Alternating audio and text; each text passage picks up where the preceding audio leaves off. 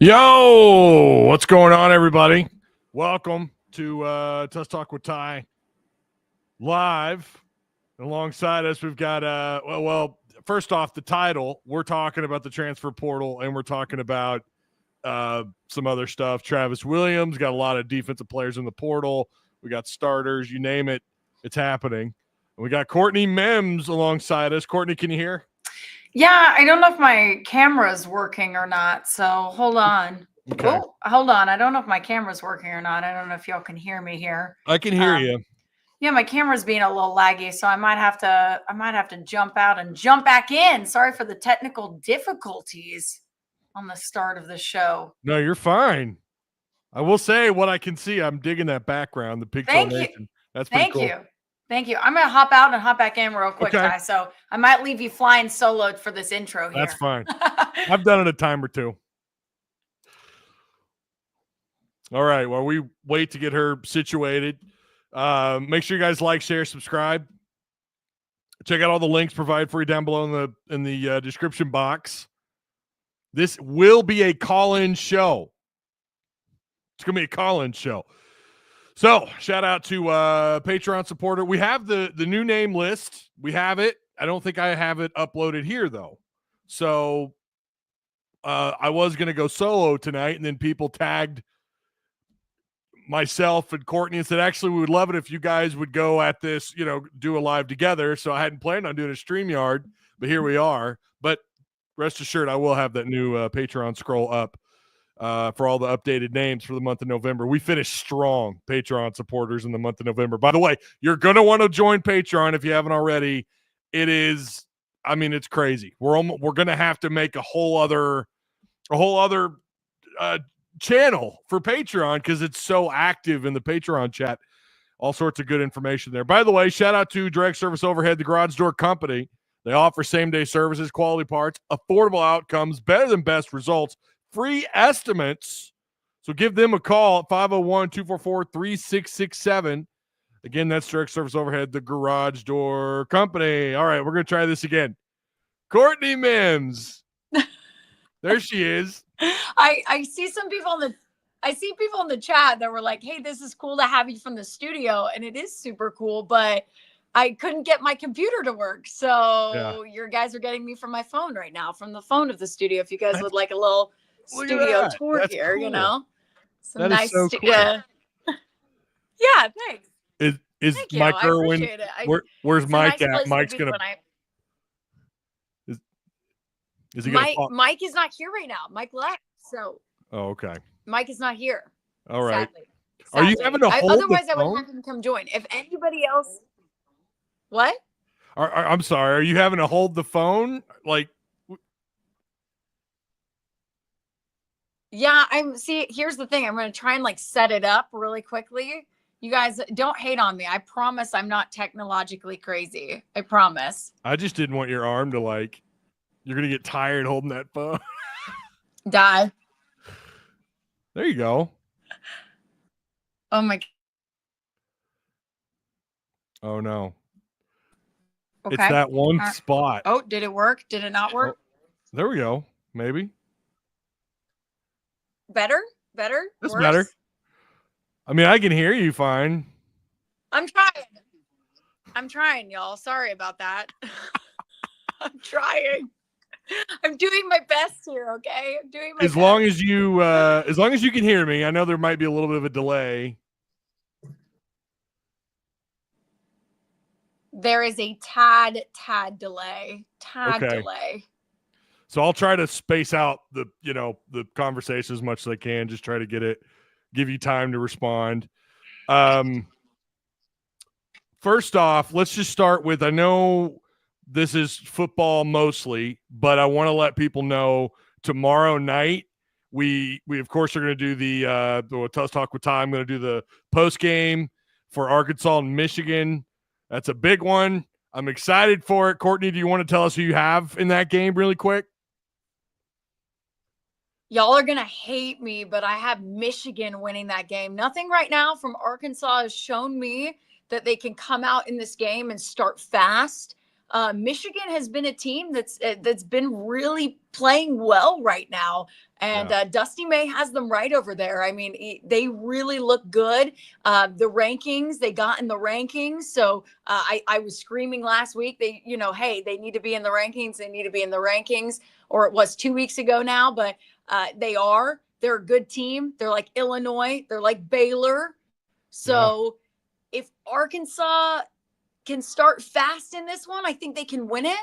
But they haven't shown me anything that they can start out and not get themselves in a hole. If they get themselves in a hole, I don't think they can dig themselves out of it. So I have Michigan winning this one. Sorry, guys. Ugh. A little bit of a spoiler too. I haven't put in my prediction yet in Discord, but I am going Michigan. So you're not alone. You're not alone.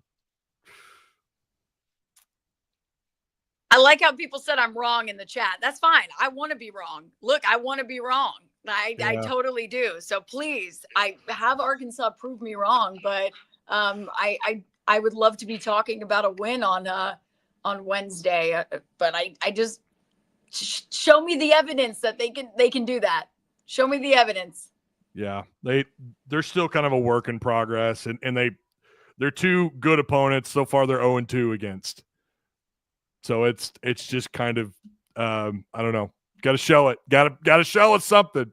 So I'm with you. I think Arkansas is probably going to drop this one on a neutral floor in New York for the Jimmy V Classic. Again, that's going to be tip off at 8 p.m. I think our time. Mm-hmm. So yeah, the other game is like Tennessee and Miami, I think. Yeah. I think gosh, you're testing my memory now of what the other game is. I'm pretty sure. I think that's right. So, all right. Angel says, dang it, Ty. I'm sorry. I know. Terry Williams says Michigan is not beating Arkansas. I hope not. We all hope not. Like, genuinely, I only give you my prediction because I'm trying to be honest, not yeah. Not completely like, Arkansas, Right. They've shown me nothing and Tennessee, goodness gracious. Michigan has those 2 7-footers. Yeah. And I'm wondering how Cal's going to play to that. I'm really wondering, especially if Big Z, is he healthy enough? Can he play significant minutes? Because I think you're going to have to play big. So. Yeah. I agree. Madison Square Garden. That's right, Angel. They're playing in Madison Square Garden. That is correct. All right, let's get into this. Let's just go. It's what everyone wants to talk about, Courtney. It is the transfer portal and how we expected this. It's going to be wild. We tried telling people it's going to be wild. There's going to be starters, and here we are. Mm-hmm. Here we are. And honestly, everyone who didn't heed the warnings, I think every media member even said it, like, it's going to be crazy. It's going to be crazy. And the worst part of it all is that right now you're getting all the bad news because the portal just opened. So you're getting all the bad news. Hopefully we have some good news to kind of go along with the bad. Right now it's just all bad. And so rightfully so, everybody is freaking out. And rightfully so, we have no idea really what's going to happen. I mean, again, the portal is open. The portal taketh, the portal giveth. So what do they give to Arkansas? What do they get? I mean, again, you're right to be kind of freaking out right now because there's just a lot of bad news, but just breathe. Just breathe a little bit, okay? I brought this up on a previous live and Patreon chat too, by the way, which for anyone who's not in, Courtney's in there. And she's done a great job. Of course, she can't answer all questions. So I also want to give you guys a heads up when we do the call in. I'm going to go ahead and share that link here in a second. Just keep in mind, there's some stuff we just can't discuss, right? There's just some things, if you ask us about insider, whatever, there's just things we cannot share here. And some stuff we just may not know also. So, there's a lot of moving parts when it comes to the portal. But something I brought up last year, or this recently about last year, Arkansas brought in, or they lost 30 and they brought in 22. this shouldn't really shock anyone. And we're still what, 9? I don't know. Has someone else entered the portal by now? I'm sure they have. 21 technically is what Arkansas is up to today. Is 21 Arkansas players are in the portal. That is crazy, and I don't remember it being. I could be wrong. I don't remember it being that quick last year. It wasn't. This is like boom, boom, boom, boom, boom, boom, really fast, and some key pieces that are very interesting, Courtney, that have entered the portal. Of course, we could talk about the one just recently, Selman Bridges, 4-star, true freshman. I really thought this is going to be that next kid stepping up. Does him hitting the portal? I mean, of course, it concerns us, but what do you make of that? Not just Selman, but of what we've seen so far out of the portal. I mean, it's just kind of another domino, right? And I think when the dust settles and we have all the dominoes that have fallen, right? And we can really look back and identify, because right now we're still getting information literally tonight. Like you said, Selman Bridges hitting the portal tonight.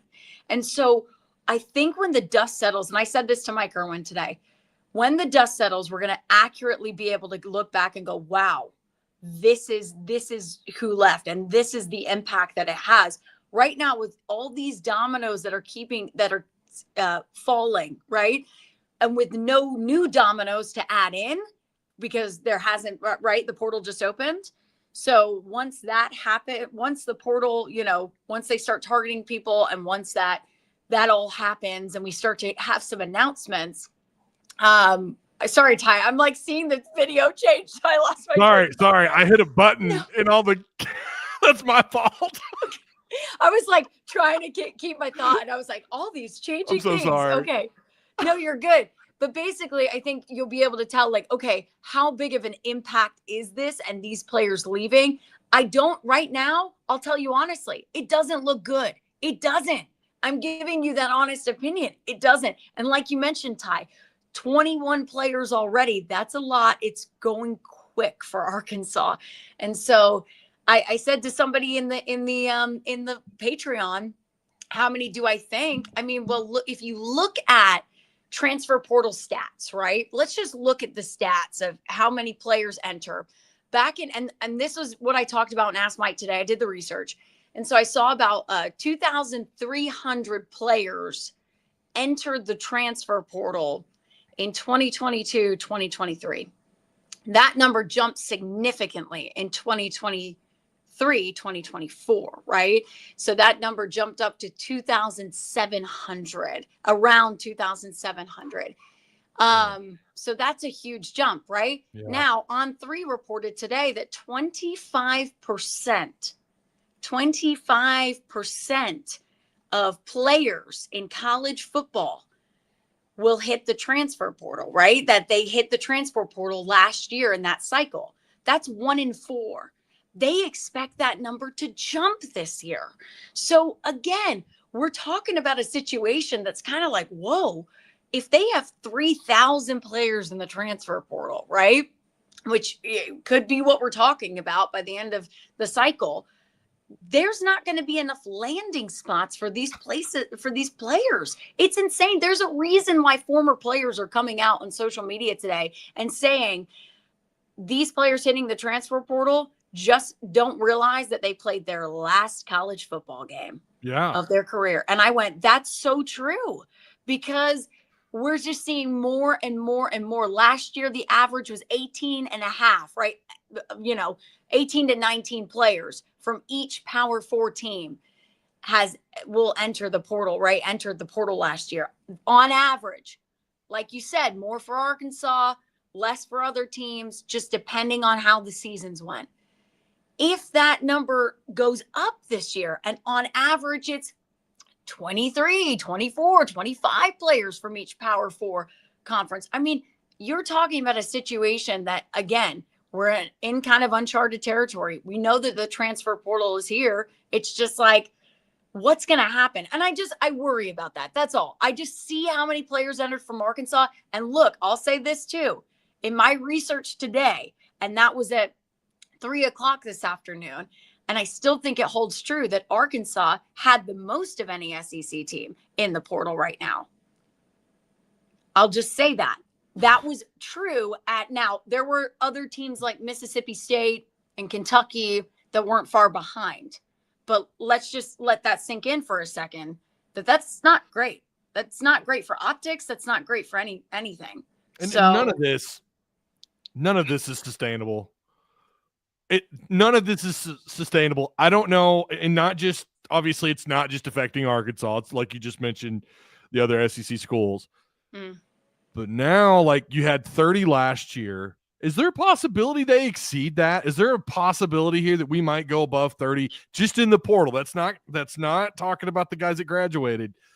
Is there a possibility you think they exceed 30? I think so.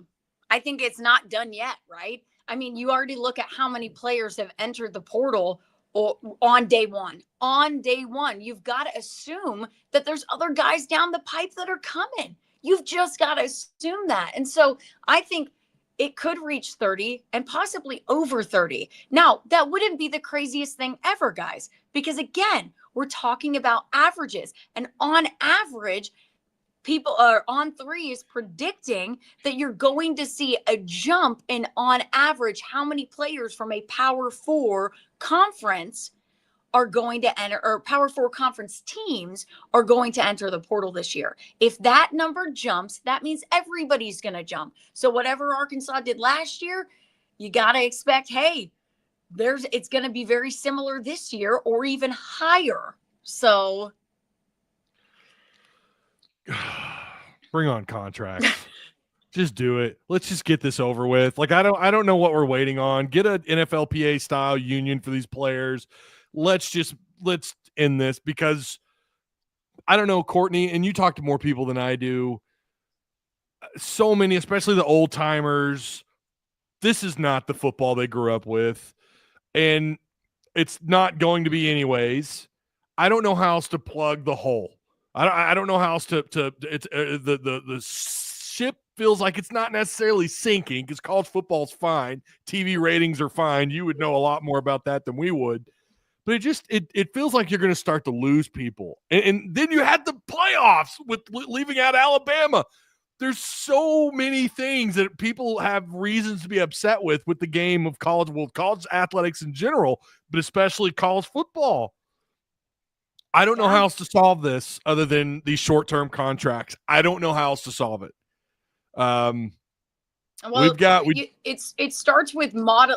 Oh, sorry. It starts with modeling after the NFL a little bit. I mean, I hate to say that, but it starts with a players union getting in and having a collective bargaining agreement and getting in and like you said, having contracts, right? And so the players can decide, okay, what goes in their contract, and they can vote on it.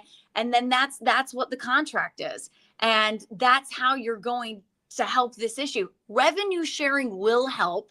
I will say that revenue sharing will help a little bit, especially when it comes to kind of leveling it out so that teams can no longer, be just offering whatever they want. They will have to figure out, okay, this is how much money we have. Now what can we do with it, right? And figure out how to make it work through all those sports, right?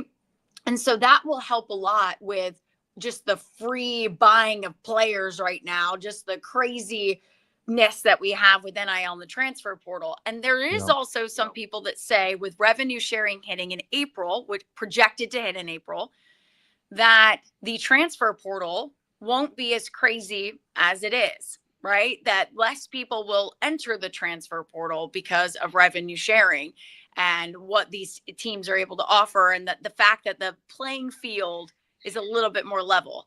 So again, I do say maybe there's some relief coming, some relief, but I don't expect it to completely change everything. I don't. Yeah. We do have a caller on the line, and it's, this is John. I'm assuming this is John Hawes. Well, of course it is. It's trouble. There we go, Courtney. So I hear him. All right. So here's my thing. All right. I always got a thing. Oh, yeah. Always. Somebody's in these kids' ears. they're spending, they're giving these valuations on these kids and saying, "Oh, you're worth this much. You should be getting this much. We can pay you this much." And really, you've got 7 touchdowns and 40 catches in 2 years. Are you worth $500,000?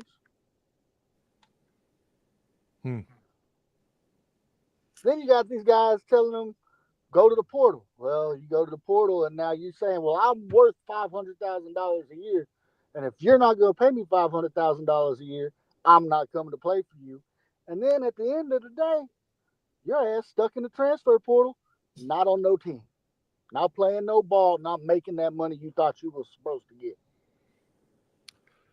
I don't want to put Courtney in a rough spot here. I know of a story of a Razorback from 2 years ago, played on the defensive side of the ball. There were all kinds of speculation about he was asked to leave, but then maybe that was wrong, that he then went back to the coaching staff and said, "I'll come back for this amount of money." And that's not unheard of. I mean, there's players everywhere that do that, I'm sure. I'm not going to say the player's name. It doesn't really even matter. This was 2022. There is a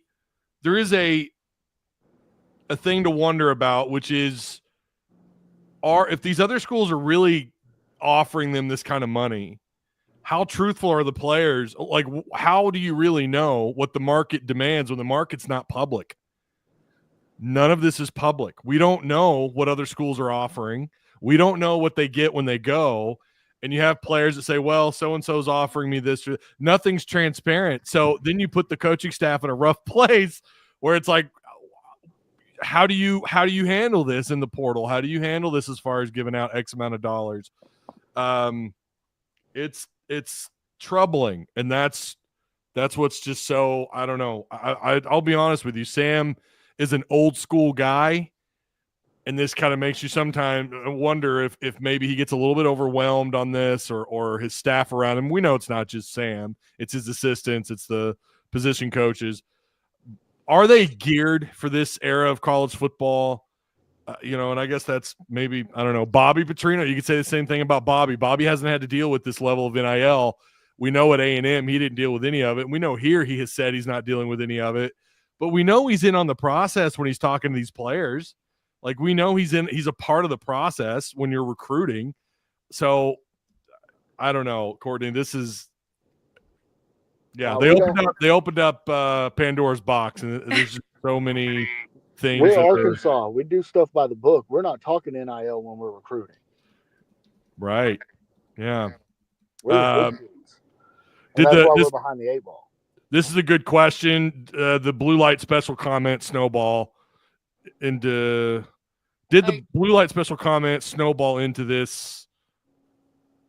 So how much do you think that had to do with that? Do you think that comment probably rubbed some people the wrong way? I think it probably did. I mean, I haven't personally, no one's really talked about that with me personally, so I don't want to put anything in any players' mouths or anything like that. I just know that I'm sure some people heard that and were like, what are you talking about? I mean, if you're a player, right, imagine hearing that from your coach and going, well, that's not, we don't think we're the blue light special. We don't personally think of ourselves as that. It's all about player perception. And I, Ty, I don't mean to kind of go off of this for a second, but I saw in the comments some people asking about revenue sharing. And I don't know if it would be a good thing for us to explain that. If you want to do that, I just feel like it is something that's very, very intricate, but not really when you break it down. And so for all those people asking what the courts are kind of deciding and what should be in place by April is this revenue sharing among all these schools. And so what this will mean for every single program is, how I understand it, is that every single program will have money now. They can spend athletic department money on paying players on NIL, right? That they will be able to spend their money. Right now, they are not. You may think that they're paying the players. They're not. the collectives are paying the players, which is technically separate from the university. They are separate. So we have to remember that when we're talking about this. So right now, the collectives are separate from the university. They are not, the university is not paying anybody. They aren't. The university is not. The collective is, which is separate from the university. Once this revenue sharing hits, the university will be allowed to pay the players. They will physically be allowed to take that athletic department money and put some of it aside to pay the players. But it will also be capped. They can't put aside $50 million to pay the players. And what we've heard it will be capped at is $22 million. Yeah. So that is what revenue sharing is. For anybody who's asking, that's the most basic way of putting it. If I missed anything, Ty, let me know, but that's what we understand about it. So is that conference, is that SEC conference, or is that every conference? That's everybody. Revenue sharing is everybody. Everybody. Well, I mean the cap though. I'm talking about the cap. Is that set? The cap is for everybody. The cap, as we understand it, is for everybody. Now, what is coming into play now is you have some smaller programs and smaller schools that are going to not be able to pay the full cap, the 22. Yeah. They're not going to be able to do it, right? And so they won't be on the same level as your Power 4 schools. But there's a reason why I keep talking about revenue sharing and why it's so important.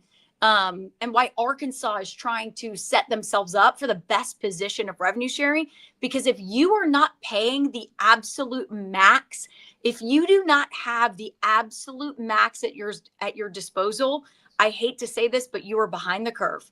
You are going to be behind the curve. And so Arkansas does not want to be in that situation. And so they are doing everything in their power to be set up to have the full max. Are we assuming people won't cheap the cap? So Richard, this is an interesting point really quickly. NIL isn't going away. Yeah. So you're essentially cheating the cap would be to go, like if a booster in the area has a car lot and they want to pay whoever to sponsor, to be their guy on the commercials, they can pay that person still. NIL is not going away with revenue sharing. No. So will the universities cheat the cap? Probably not. But will they find ways of trying to get local people to help supplement some salaries? I'm sure they will. Now, it's on the NCAA to step in and say no. And we've heard something might be coming down the pipeline. I don't know how legal it is, but we've heard from a few Arkansas coaches that there could be something of a fair market value is what they're talking about. It's like this fair market value where basically they decide, okay, this player's worth this amount of money. And if they're going and making $10 million in NIL, that's probably going to raise some flags, right? And possibly have that school investigated or whatever. And so I don't know how legal the whole fair market value is. I think they're trying to workshop the idea a little bit. It's certainly not something that will be implemented with revenue sharing. It's just something we've heard to maybe try and combat the cheaters or the crazy NIL deals. When do you think the dust will settle on all this? How long do you think this is going to take? It's going to take somebody. I don't want to say this word, but the cojones, I don't want to say that word maybe, but like, it's going to take someone just to say, you know what? Take us to court. Go ahead and take us to court. Okay. We are going to sit and fight this. We are going to fight this. And I hate it for the athletes that genuinely are doing it the right way. And for the people who are doing it the right way, I hate it because like they're also being lumped into like the people who are doing it the wrong way, right? But I just feel like you've got to have the guts to say, okay, take us to court. That's when the dust will settle. When we see somebody take the NCAA to court, a player take the NCAA to court over this, and the courts side with the NCAA. That's when the dust is going to start to settle. When some of that starts to happen. And they go, and the NCAA goes, you know what? Nah, we're not going to do this anymore. We're going to start putting some rules and regulations in place. And I'm sure they'll get sued for it. I'm sure they will. Oh, yeah. It's It's inevitable for sure. Hey, John, did you have anything else? We got callers racking up here. I'm sorry. Man, I've pretty much, like I said, with the portal, you're going to be hit or miss. You might go in it, you may get paid, or you may never play another down. Yeah. You got to be smart about it. You do.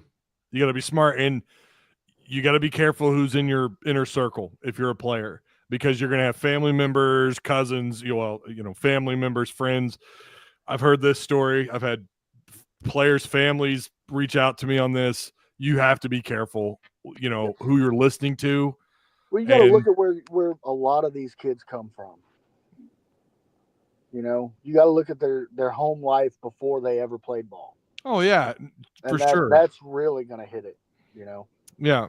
Not everybody goes to Highland Park and their best friend's grandpa owns NFL teams, Mm-hmm. Yeah, I agree. I got. Come again? Oh. I think we lost him. Oh, no. Oh, John, no. All right, we got Brandon up next here really quick. Okay. But before we get to Brandon, let me ask you this. Going back to Arkansas really fast, and this question was asked just a little bit ago about the bowl game. Courtney, there's a lot of starters already they're either going to go pro or they're in the portal. How many more? And I'm talking about not just starters, but two deep. How many more until they're like, we got to forfeit? That's a great. Consider that. I have been asking that question. I have been asking that, Ty. I've been like, how many is it going to take for you guys to be like, this may be dangerous and we shouldn't play because we don't have enough depth? I'm serious. And I'm not trying to hit the panic button, but I do ask the question, like, how many? I mean, if we hit only 8, 9 more, okay, we'll be good. But I mean, again, if it's more and more and more, which is the scary thing when I gave you all those stats and said, hey, there might be more and more entering the portal, brace for impact. And now Arkansas has 21 already. Like, I'm asking myself the same question. And I'd like to, again, Trey Biddy, and I'll give Trey Biddy a ton of credit because he got in that bowl press conference, and he asked the question to Sam, how are you dealing with the opt-outs and the transfer portal guys? What are you going to do? And Sam started to answer, and the bowl people said, we're only questions about the bowl game. Was that not weird? That's weird. I mean, listen, I'm going to be honest with you. I was like, that is a pertaining question to the bowl game. That is a pertaining question. Trey Biddy absolutely asked a correct question, and that pertained to the bowl, because Sam could have gone into that, what we're asking ourselves right there. How many is it going to take for them to be like, we can't play this? Yeah. We can't play this. So I asked myself that. I hope we get to ask Sam that question because, again, he hasn't done another press conference with us. And I hope Sam or Trey asks the same question to Sam. I hope he does. Too. So I do too. Yeah. We haven't gotten the signing class follow-up, the presser from him. So we still haven't heard his thoughts on his 2025 class. And I know, it's supposed to be a Zoom call, and then it obviously, we got the email from Kyle about his, recovering from his hip. But because there's certainly some questions there about the recruiting class, and then about this very topic, like how in the hell are y'all going to walk in there with, like, I don't know, Bubba Joe Watson from Fort Smith Northside going to play tight end, who's been the towel guy all off season, or all season. What the hell are you going to do at tight end? What are you going to do on the offensive line? There's so many gaps on this roster. And look at Texas Tech right now, right? Look at Texas Tech. They've had guys hit the portal too, but from what me and Mike looked at today, we believe they only have one starter, and it could have changed, guys. So if you in the comments know about Texas Tech and if they have more guys who have hit the portal, but again, we looked and we were like, oh, they only have like one starter who hit the portal. Yeah. Arkansas, who's had like what, 9? half their roster, or half their the guys that contribute, if not more. Yeah. Is there anyone in there, by the way, since we're on the topic, and I know there's got to be at least a couple that maybe you're a little bit surprised by that went into the portal? Patrick Kudus was a big one because I really didn't see the turnaround there of when Pittman had said, we're going to redshirt you. And he said, Coach, I'm not going to do that. I'm a hog. I just feel like it's super weird to go back on your statement and then to know that Pittman put that out publicly. And then I just felt like that was a very weird situation. And I mean, I'd love to know more insight to what happened there. Josh Braun was another interesting one. Josh Braun has talked all year like he's excited for this bowl game. Like he is, ready to play. And, when Pittman said that they believed he was a guy at senior day that could come back for another year and that they want him to return, I also thought that was a little bit surprising that he entered the portal as well. I do think that those were two guys that I personally didn't see. I know you guys know in the comments and everything in the chat and the Patreon, we saw Luke Haas come in, saw the Metcalfs come in, we saw Malachi Singleton coming. So there again, and some of the other guys that are in there, even Selman Bridges, I was like, man, you'd love to keep a guy like that. Especially because, we wanted to see him develop, right? We wanted to see more out of him. We feel like he can be a really special player. I'm like, oh, God, there's another one that, even Mike said, Selman Bridges is on the portal? I said, yeah. What is development anymore, Courtney? What does that even mean? Development. Throw it away. It's and if anything, all Arkansas does is they get these kids, they develop them here, and then they go on to South Carolina and they have a big impact there. They go to Ole Miss, where you're arguably one of the top 4 linebackers in the league. They go to Colorado. They go and I know that's happening everywhere, but it is getting a little tiresome. And it's strange to me to see people who cared about Rocket, who cared about, Paul. Like, what are you talking about? There has to be, if you're going to put that kind of time, energy, and money into developing these kids, then it'd be nice if they stuck it out. It'd be nice if they stuck it out where they started. Brandon, I'm sorry, man. You've been on the line. That's my bad. Let me get you on here. Sorry, Brandon. Our bad. Sorry. No, man, you're just good. I'm just over here thinking about everything. But, me being honest, Courtney, you might as well go ahead and hit the panic button. I think it's a little too late for that. There's so much damage that's already been done. You got so many good players, so much talent that's leaving. And I'm going to be honest. I've been looking at some of the guys that Arkansas is going after, and them 3-stars ain't going to cut in and replace that talent that's leaving. So it's if you're selling Pittman, you better call your doctor and ask if you can get some more painkillers because you finna have a long off season. They are in on they're hosting this tight end, Courtney. Zach Atkins out of Northwestern Missouri State. Oh, yeah. I don't mean to. I know he's gotten some pretty good offers lately, but when they're bringing them on for a visit, and clearly he's not going to be the only tight end target, and they're going to bring in more guys. But to Brendan's point, this dude unranked out of high school. He was a good player, by the way, in high school. We have a write-up on him in the portal target page for Patreon supporters. He was a finalist for the Otis Taylor Award given to the best receiver in Kansas City Metro, selected to play in the Kansas Shrine Bowl, first team all-conference performer, good high school numbers, but he did go to a pretty small school. That just, again, nothing against the kid. And I don't want to say advocate, but I do believe in power to the players and all that stuff to some degree. But this just kind of feels like there's not a bigger fish, there's not someone who's proven at least a P3 or P4 level that's, and I realize we're day one. We've got it all the way till the end of December, but I don't know. I maybe I'm wrong. Maybe he's going to come here, Courtney, and he's going to be a baller. But to his point, he's not wrong. There are some guys that I think they're in on, they're targeting that, I don't know. They're not what you would expect. I think you have to also look at it from the idea of like, you can't just completely judge a player based on, you know, if he was in the SEC or not last year, or if he was in the ACC or whatever. I think some of that to me is a little bit crazy when people don't realize that, like, Andrew Armstrong, where did he come from? Right. That's fair. I mean, Luke, did you guys ever think that Andrew Armstrong from Texas A&M Commerce was going to be this? I mean, again, we thought he was going to be a talent, but I don't think anybody really could have predicted this. And if you are, then good for you. You need to be on the coaching staff.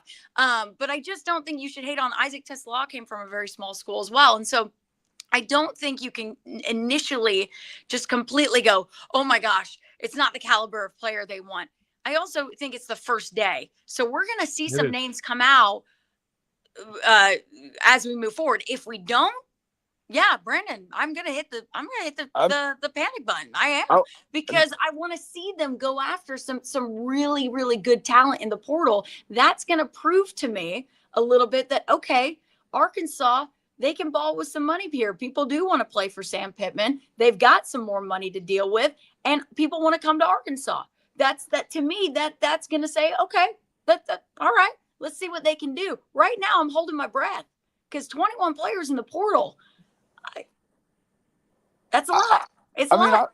I say this.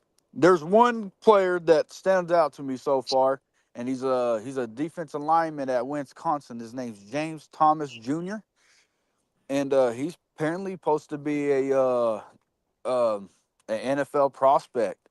So, I mean, Arkansas is going after him. He's a 3-star. I mean, I looked at his stats. His stats are okay. There's a wide receiver they're going after from what is it, Francisco Bulldogs? I guess that's what it is. Raylan Sharp. I don't know. He's like 6'2". He's a wide receiver. Oh, 6'2". Well, Raylan Sharp is a former Bobby Petrino wide receiver from Fresno State. He's 5'9", 165 pounds. He signed with Houston out of high school. He's a 3-star in the 21 class. He is visiting Arkansas. Again, that's Raylan Sharp for anyone curious. Again, we have all of his information also posted in Patreon chat and Discord. Yeah, I mean, again, to Courtney's point, you shouldn't overlook Andrew Armstrong's a great example. They've had several of those guys, but I think the concern is that you can't win with the class being the majority of those kind of players. What I'm looking at is like this.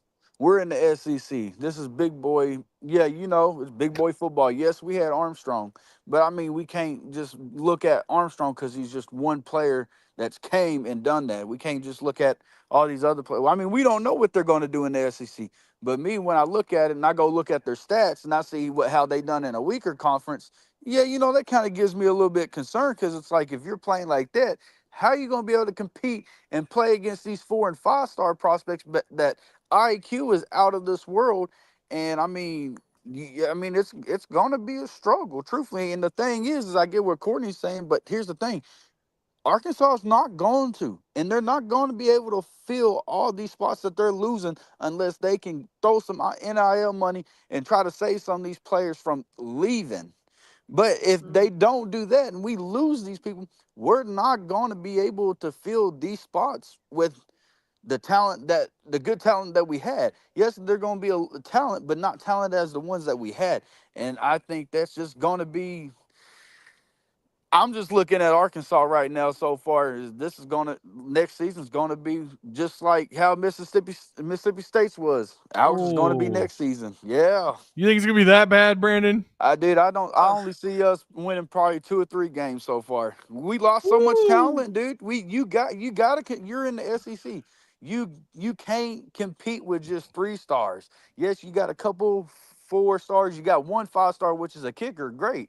We need a kicker. But guess what? If we're losing our defense and losing our offense, that kicker is not going to matter. Okay, so you don't think that they're gonna do better in this class as far as just getting a higher caliber of player? No, because you're going to have less experience in a tougher conference. Well, I don't disagree with that. I am a believer in continuity. I am.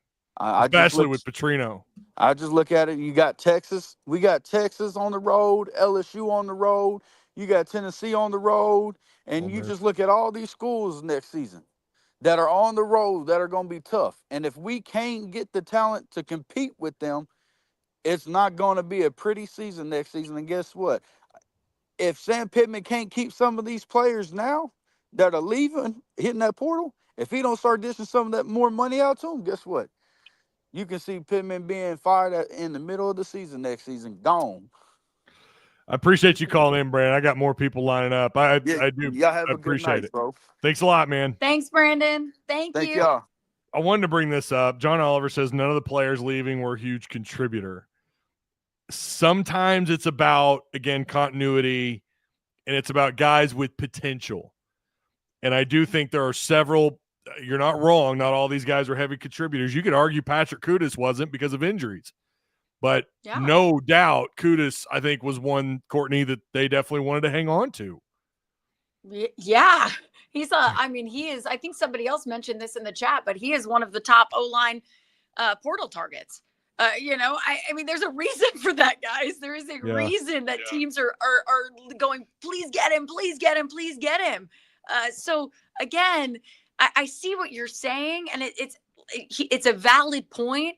But you do hope that some of these guys, they were able to retain some of them. You do hope that you wanted to see that, because to me, that shows me that the money is good, right? NIL's better than the money is good. 2, that they want to play for this coaching staff, that they want to play for those that Pittman and Petrino and Travis Williams and all of those guys. They want to play for those guys. And if you're having so many people hit the portal, doesn't it raise questions as to why, right? And if you have money, right, if you've been talking about all season long, hey, we're figuring out the NIL situation, revenue sharing is coming, does that make you lean towards what's going on? Do people not like playing for Pittman? Do people not like playing for Bobby Petrino or Travis Williams? It just begs the question of, hey, what's going on here? And so that, to me, when we look at this situation, the question is, why are they leaving? Why are a lot of players leaving? And again, like I said before, last time I checked, Arkansas had the most of any SEC teams. Yep. And something else too, I put in the title about the question, Travis Williams rumors popping up again. That has been in our Patreon chat, just people asking, not that anyone knows anything or anything like that. But that is a question that's popping up. And the reason why is because you've got guys like Alex Sanford, Dallas Young, who was a redshirt freshman, Selman Bridges, who was a freshman, Dylan Haas, who, I'm not sure if he would have contributed a lot this year, but maybe down the road.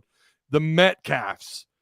All of a sudden, you're starting to wonder, is there something else going on? Now, you could point to last year losing who you lost, Crook, Pupal. I know I'm forgetting several, but there were some guys there too that you lost that were kind of, you were hoping that would be down the road contributors. But it seems like here we are again, and it's, maybe I'm crazy, but losing both the Metcalfs, Alex Sanford, again, we go down the list, Jalen Braxton, who was kind of a big question all year anyways. And I can recall saying on live shows and in Patreon chat, something is up. Something doesn't seem right. And here we are. He's in the portal. It does beg the question. Again, I'm just me, myself for the chat. Is there something going on with Travis Williams? Is he a name again? We know that he was tied to the Florida State job for a brief time. And I think UCF popped up as a possibility of him going down there and coaching as a head coach. Of course, I didn't think that was realistic, but that is something to consider. Is there something else going on? Or maybe not him, but another member of the defensive side of the staff. You look at some of the guys that have been here for a couple of years. It absolutely could be, Ty. Again, I think it begs the question. If we've been hearing all off season, I know people have brought up this point in the chat of like NIL. Okay. But if what they're saying is true, that if what everybody is saying, okay, Sam says the situation is better, we're going to be able to retain people. We're going to be able to pay the guys a little bit more. Well, if that's true, then why are there 21 players in the portal? I'm still trying to wrap my head around, okay, why is that the fact of life that we're talking about right now? Because I don't think that's acceptable. Truthfully, I just don't think it is. I mean, I know it's a fact of life right now when we talk about the transfer portal, but when the dust settles, I want to see how many actually hit the portal for Arkansas. How many, and how does that compare to the rest of the SEC? I mean, genuinely, because it's the most in the SEC. Alarm bells, folks. Alarm bells. We have got, I mean, I hope Hunter Yurachek has some alarm bells too, because to me, that would be like, okay, what is going on? What is happening here? And why is Mississippi State, who had a worse record, didn't go to a bowl game? Why is Kentucky, who had a worse record and didn't go to a bowl game, retaining more players than we are? So far. Could change. Could so far. change. So far. But you're not wrong. Day one, this isn't a great look. We've got Heartbroken Hog. He's on the line. What's going on, Heartbroken Hog? What's up? How are y'all doing tonight? Good. How are you? I'm pretty good. I won't keep y'all on long. I know you probably got more people on the line. You said something earlier. Y'all were talking about the development of these players now. I was listening to John Metcalf, who is a former NFL scout, and he was talking to Colin Cowherd on his podcast the other day, and he brought this up where he has talked to NFL scouts that he still knows in the league who, last year's draft class wasn't viewed as very good. This year's draft class, not viewed very highly either. There is a developing concern that the transfer portal is hurting the development of these players by switching from different position coaches, switching your coordinators, not staying and developing at one school for multiple years. That's it. Yep. Yes. There is something to be said about consistency. There is something to be said about staying at a program and developing under your coaches and developing in that system with those people and being consistent. There is. I mean, look at college basketball as a great example. I mean, there are coaches, they're talking about, we want to retain our players as long as we can. Because it used to be, hey, one and dones are great. You can win that way. Now it's all about the experience you have and the development. You're dead on. You're dead on. And I'm sorry. I forgot. Who did you say? I want to watch that video. What was that? What was the name? It was John Metcalf was on Colin Cowherd's podcast from Sunday night. I'll drop it in the football discussion Discord. Yeah, please do. Thank you. I actually want to watch that. So thank you.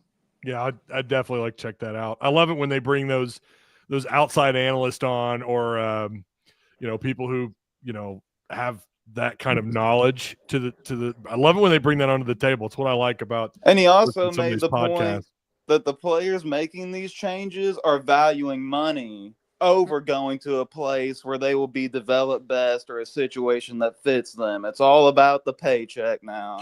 I mean, can you blame these kids, right? I mean, some of them haven't had money their entire life, and then they get offered $100,000, $200,000, and then, I mean, who wouldn't, right? And most of them will not make it to the NFL. A lot of them, this will be the money that they make from football is something we all need to keep in mind. This will be it. That's fair. Yeah. It is. Yeah. Y'all have a good night. You too, man. Appreciate you. Thank you. Thanks for calling in. A lot of good calls. Courtney, I think it's because of you. Oh, you're very sweet. I feel like some people like when I hear their perception, I guess I should say, on the program, it really is nice because I get a lot of new perspective as well. So I actually really enjoy the callers. You guys are all great.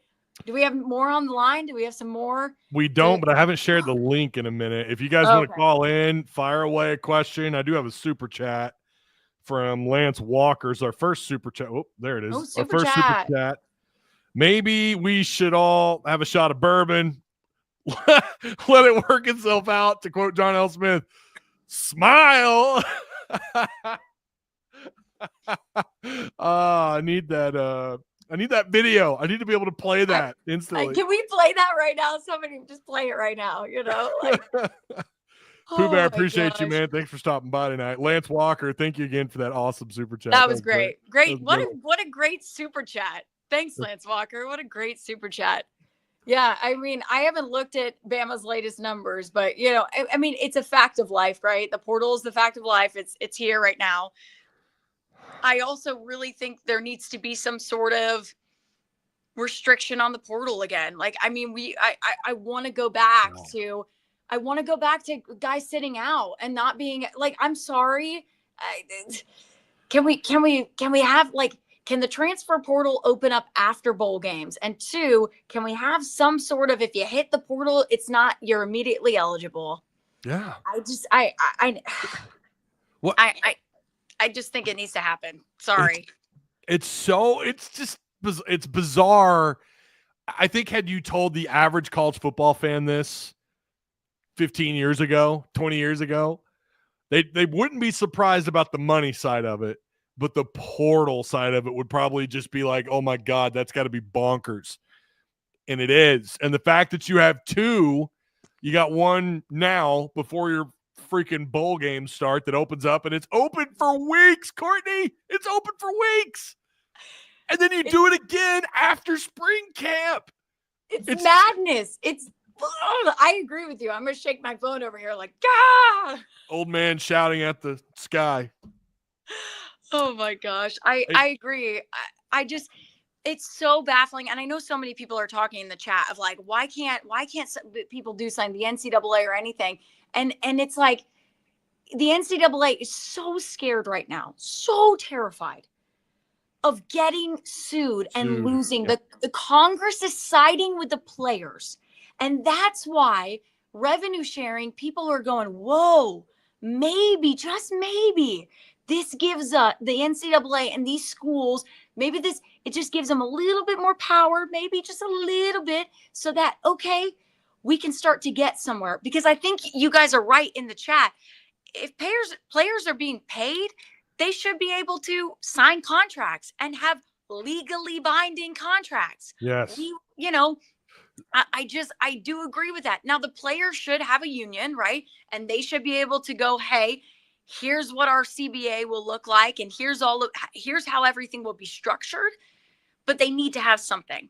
And I know the NCAA is just afraid of being sued. So. They are. And they're acting out of fear. And then it's hard to blame them, like you said, when the courts are overwhelmingly siding with the players. And some of it I get.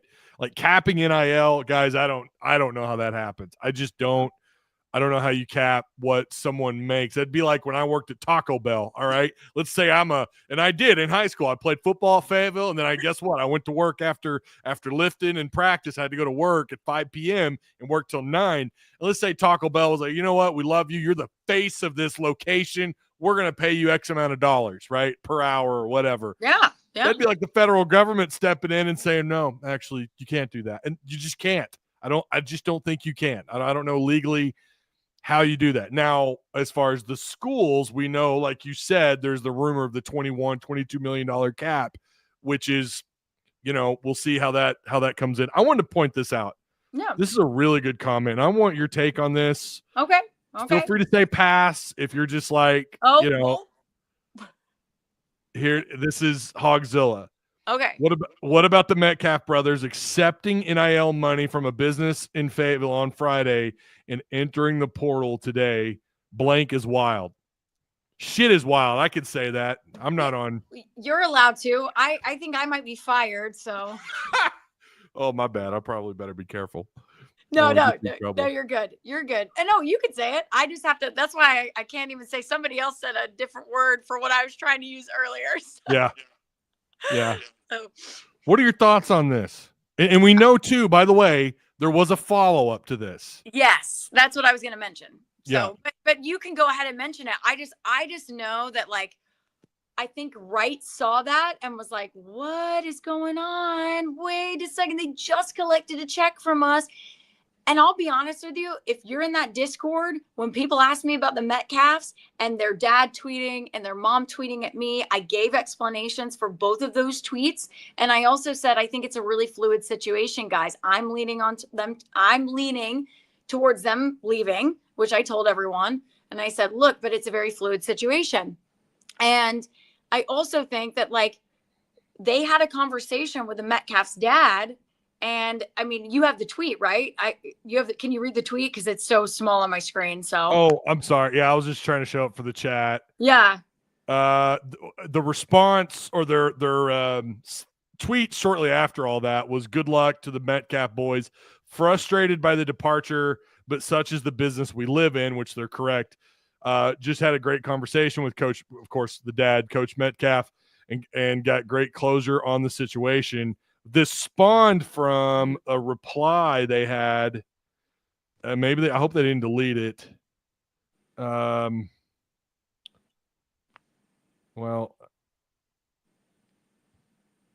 I thought they responded with, and if they deleted it, that's sad, that they were donating it to charity, that they had come to the decision to donate the check to charity. Maybe they did delete it. I'm not seeing it. Oh no. Well, they did tweet that out. I did remember them tweeting that out. Well, I was going back to what started this because they were replying to someone's tweet about them entering the portal, and they said shortly after they cashed our checks from Friday. They'd just been paid on Friday. Okay, so here's their follow-up right here as far as the donation. Okay. Yeah, okay. Something was deleted. Oh no, they deleted it. That's I don't know. I don't want to misrepresent Wright's Barbecue here, but I will show whatever they were replying to, not important enough. They just donated a portion to the charity we are doing. That's the closure. Business is business when it comes to these guys going out and maximizing their earning potential, which is, by the way, that's capitalism. That's free market economy. I'm all for that. Yeah. But I see what they're saying here. Nature of the college football beast, unfortunately for fans of players, but good for players if they get paid well. So that was their follow. I wish I could find where this all kind of started from. And I thought he tweeted out something like had a conversation, like the first tweet you had with that had a conversation. Yeah. They did say that. I was trying to go back to where they originally talked. They publicly said that they had paid the Metcalf boys that Friday. Yeah. And that's what I was looking for was that tweet, and I don't see it. Yeah. But anyways, so there's your result there. They apparently the Metcalfs are going to donate some of that to a charity. And I will say this, guys, I do a segment called Courtney's Community Hogs, and I do this segment every month or so on Pig Trail Nation. If you haven't checked it out and you like feel good stories about athletes doing good in the community, check it out. It's awesome. Shameless plug there. But I do this story, and I have interacted with the Metcalfs every single time I've been at any community service event. And I went up to Arkansas's community service leader, and Lauren is her name. And I said, hey, I always see the Metcalfs here. Always. They are always here. And she was like, yeah, they physically text me, when's the next community service event? We love Arkansas. We want to show our appreciation to Arkansans, and we want to do anything we can. I thought that was really big. That is who these boys are. That is how they were raised. Mm-hmm. I know the check situation is not a great look and all of that, but again, we don't know the ins and outs. I haven't personally talked to Coach Metcalf about that. I haven't personally talked to his mom or the Metcalfs or anything. But I do know that, again, there's two sides to every story. Wright's obviously worked it out with them. But things happen, and they happen so rapidly when it comes to the portal, and it happens so rapidly when it comes to decisions with some of these guys. We may see guys make a decision later that we go, whoa, we didn't even know he was hitting the portal. We didn't even know he felt that way, right? And we might see that happen later. It's because these are fluid situations. Like I said before, these are young men who are deciding what to do with their future. And if they can get more money, somebody else, if they can get, if they can do anything. But I agree with John right here. It was never about the money to the Metcalfs. They never talked about that ever. Like, they always tried to give back. So again, I think it's a deeper situation. Whoa. But again, I do want to bring that up because I don't feel like I can just sit here and be like, oh, people hate, they're horrible people or whatever. I really don't think so. They're young people. They're making decisions about their future. And listen, the check thing, maybe it wasn't handled in the best way. It didn't sound like it, right? But they're learning. They're doing their thing. They're not bad guys. They aren't. I know them personally. They're not bad kids. I'll say that. So I have met them in person, off the field, and their parents. Good people. I mean, and I know some people in chat don't care about that stuff, but I do want to put it out there. They are good people. Talk to the dad and the DMs every once in a while. Neely is obviously a big supporter, and she's of all things Arkansas. So it also I don't feel like I should have to say this, but I feel like we probably should. There were some. I was concerned people were going to go at him on Twitter, and maybe they did. I didn't see anything, but like Courtney said, they're still trying to figure all this stuff out, and it wasn't, the optics could have been better for sure, but it is what it is.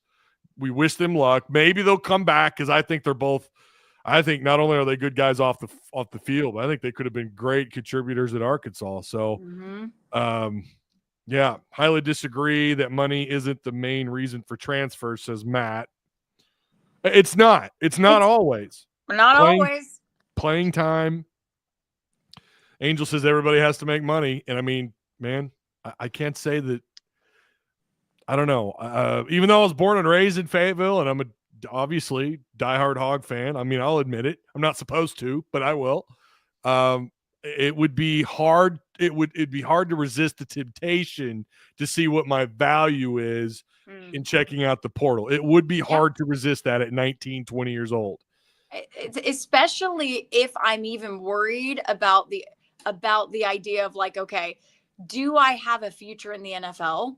Do I have a future? Because you have to honestly ask yourself that and go, if this is the only money I'm ever going to make, like significant money, I guess, not just like, getting a job outside of college, but like, if this is like, I mean, $200,000, $300,000, that can change these kids' lives. I mean, it's a lot of money. We're talking about a lot of money here. And so to be fair, it's not the only reason. It's not, but I'll tell you this, from having worked with a lot of players in this day and age, one of the biggest reasons is money. One of the biggest reasons is money. It is. And I hate to say that. I really do, but. Isaiah Centennial? Were you? Was I shocked about him? Or is it money? Or what? Like, that was one I thought would come back in this offense. I thought he would. I don't know about him. I mean, I didn't know for sure, but I had a feeling. I just had a feeling, and you get feelings about some of these guys. You do. If you join the Discord, you'll see all of my feelings there. I'm very candid in there with you guys when you ask me questions. So, I am there. Yo, shameless plug, join the Discord. And I'm just in there for a good time. So if you guys kick me out, great. Kick me out. We can never kick you out. You see the shenanigans in there, Courtney. I do. I love the shenanigans. I love the people in there, honestly. They all have they have really good opinions. They have really good takes. And again, I said this on Ask Mike today. Look, I have no problem with people with constructive criticism, good takes. Yeah. If you want to criticize what people are doing, go ahead. That's your right as a fan. And I think it was Unbiased Brim who said, like, it's not okay to say really hurtful and mean comments. And the good thing about that Discord is, like, no one really says any hurtful or mean comments. Like, I really am like, all right, everything is pretty good in here. So we try to run, I don't want to say like a tight ship, but we do have rules. I make sure my mods try to get my mods to stay on the same page with me as far as respecting everyone, but we also like opinions are valid. We do have a couple of people in there that it's kind of like they copy and paste the same thing every day. It's constantly, and then they're tagging you, they're tagging me nonstop. It's like, okay. And I had to talk to you in the DMs, like, please don't feel pressured to answer all these questions. Some of these guys just keep going. No, I enjoy answering the questions though. I enjoy when people tag me and ask questions because again, you know, I've said this many times before. If people want to hear my opinion, I think it's very, very, it's a big compliment to me, I guess I should say. It's a huge compliment that people actually care of what I have to say. So thank you for anyone in here that's asked me questions tonight and care what I have to say and care what Ty has to say. Huge compliments to us, and we appreciate you guys. But it's been interesting because I feel like we could do a whole episode really on breaking down NIL and revenue sharing and, you know, what the NCAA and Congress and all of that, because there's so much in that that's like will drive you up a wall when you look at it. And the only reason I feel like I know a little bit about it all is because my dad is in that world. So it's like I hear about it from him all the time. And y'all wouldn't believe how many D2 schools, D2, y'all, are paying people money. Like, wow. It's crazy to me. Crazy. I'm like, why are D2 schools getting in on this? You know? I mean, UTSA had Primo Spears. UTSA had Primo Spears on their team. I was like, yeah. What? What? He's talented. He could have gone somewhere else. Yeah, he's a good player. Yeah. I mean, goodness, I followed him a little bit at FSU. And so I just was like, oh my goodness. Like, it's crazy. It's crazy out there right now. Really quick. This comment. This is wild. I think. Oh no. I get the criticisms of Green. I think the biggest issue is, first off, he's a running quarterback, and that is kind of a turnoff to some receivers. But there's a certain receiver who benefited greatly from Taylon Green throwing the football. So much so he's probably going to be an NFL prospect. And that's not always the case when you don't have the right guy throwing the ball. And you can argue that Malachi, we've got Brim on the line, and he's definitely I don't want to say Taylon Green hater, but he's not a fan. Plenty of criticisms. But I don't believe that this is the truth. I don't believe that receivers are leaving because Taylon Green is trash. I don't believe that at all. I don't agree with it. The fact that he's a running quarterback might have something to do with it. Receivers want to be throwing the ball. And to be fair, Green missed guys, and that's absolutely fair. But you also had plenty of receivers dropping balls too. So it kind of goes both ways a little bit. And timing, by the way, guys, and I saw this brought up in Patreon a lot, it's not always just on the quarterback. It takes two to tango when you're talking about timing. When you're talking about quarterback to receiver relationship. We're talking about getting on the same page. I have Stephen Hamner on here, who's a former quarterback. He played at an accelerated level beyond high school. I think he played like D2. He literally works with quarterbacks. It's what he does. He works with pitchers. Go watch his channel. He breaks down offenses and quarterbacks. He'll tell you the exact same thing. It's not always just on the quarterback. The receiver's got to be willing to turn around at the right time, catch the ball, run the route in a timely manner. It takes two. So everyone who blames Taylon Green on the timing thing, and I listen, I think some of that is valid, absolutely. But it's also on the receivers as well. So I just want to say, like, if you're going to have some criticisms of Green, that is not one that I agree with. That's just me. I also think, like, again, it does benefit having Taylon Green back for another year and having him, like we talk about guys being back and developing in your system and under the same coaches, right? I think there is a benefit to having him back and being under Bobby Petrino for another year. And hopefully you see a change, you know, at the start of the season. Maybe you do, maybe you don't. But that's kind of the hope, right? Is that he comes back and he develops, and we talk about development. That's dead, all of that. But like, I think Taylon's a guy who genuinely knows he can get better. Actually, I know he knows that. Yeah. I know he knows that. And you fix those mistakes. I mean, we're talking about a really top tier quarterback. That's my opinion. But it's hard. It's hard for me. He's got to prove it.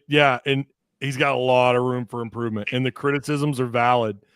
But he did finish, I think, 19th in the country and for quarterbacks in terms of total yardage by himself. He had close to 3,400 total yards. Guys, the criticisms are valid, but you also have to recognize he did some things good as well. You know, and no offense to Centennia, to the other guys. Yeah, receivers run down the field. I saw someone mention that. Yeah, that happens. Do you know how many times I've watched Georgia, Ole Miss with Jackson Dart, LSU when they were buzzing? You know how many times you watch receivers run open? It happens. You're not going to always key in on that receiver, or you're not going to have time to go through all your reads either. And that was something Green had to deal with. I'm not going to get on the Taylon Green stuff because it's just such a it's like beating a fart out of a dead horse. I'm not going to do it. I say that, and I'm bringing Brim. You're bringing Brim on? Brim! Yeah, Brim is on. Brim! Good evening. How you doing, Corey? His name is Portal Brim. Yes, I like to make an announcement. I have actually officially put my name in the portal. Please respect my decision. Please respect my decision. Yeah. Protecting your free market value. Thanks, Arkansas. Hey, man, I'm numb. I'm keeping it very simple. There's a lot of topics, a lot of goofy things that are being discussed across the board that I just don't really have the energy to participate in. I want to keep it really simple. It's like we're losing a lot of guys I did not want to see leave. I had a completely different vision of how this team was going to look and the people participating on the field. So I just have to just look at it and say, okay, I hope you guys can replace all those people that are leaving and build a good team. I don't know. It's a big ask. Yeah. Good luck. You know, it's almost like the movie. You remember the movie Taken? Marco from Chapoyo? Good luck. I will find you. And it was okay. Good luck. It's like good luck, man. Show me. Oh my gosh. That's funny. Brim, is there anyone? Do you have any? Do you have?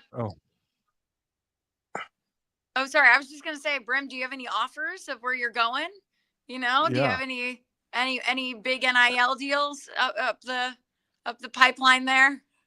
I mean, I see they're going for some pretty good players with that O-line guy, the best JUCO O-line. I mean, I'm so burnt that I'm only looking at the surface right now. I might dig a little deeper after, you know, the dull long pains dissipates. You know, like you see Lil Joker, Metcalf boy surprised me. Yeah, I feel you, my brother. It's like I don't even want to post about it. I don't want to comment about it. It's like, okay, it's another one. It's like DJ Khaled, another one. You know, or it's just like, man. Was there anyone in the portal that kind of surprised you a little bit? I mean, I know nothing surprises us anymore, but you know, like when they hit the portal, it's like, wow, are you kidding me? Yeah. I mean, who was that for you, or who has that been? It's been a lot of them. You know, it's like as each one comes, it seems to be a little more wowish. And I think our new most recent wowish is the Metcalf brothers. I was thinking it's Metcalf season. You know, I'm like, you know, first and foremost, I think part of the problem is, Sam, you got to get over this I'm not playing freshman mentality. If your guy's a freshman and he's look like he's going to produce, put him out there on the field and give him a shot. Why waste his whole freshman year and you're not putting him on the field? You know, at the end of the day, I mean, if that's leading to some of these guys deciding to transfer and they've only been here for 1 year, then a philosophy change is a must if you want to be able to stick around as a head coach. I mean, I'm just trying to speak on reality based on what I'm seeing on the surface. But hey, what do I know? What do any of us know? And it's so hard to guess the future anymore. So, yeah. Well, we're coming up on an hour. We're over an hour 20. I mean, you're Oh, go ahead. Oh no, I was just gonna say you're spitting some facts there. I mean, you're right. It's just, but what do any of us know right now? Because like I said before, it's kind of, I feel like I'm in hold your breath kind of mode, right? Because Sam's coming back next year. That's happening. You can cry about it. You can be upset about it. You can. I understand that. Yell at the wall, whatever you want to do. But he's coming back. So we have to all just go, okay, all right, what's going to happen now? It doesn't look like it's starting good. Like we've talked about the players in the portal, it doesn't look like it's starting good, but the portal just opened. So I'm sitting here and me, Ty, I have to look at things and I have to, kind of step back and go, okay, it's the first day of the portal. Who are they going to get? Who are they going to target? Who are they realistically going to bring into the program? And after that, I'm going to bring in my judgment. I will, but I'm going to say, you know what? We'll see what happens. Because right now, that's how I feel. We will see what happens.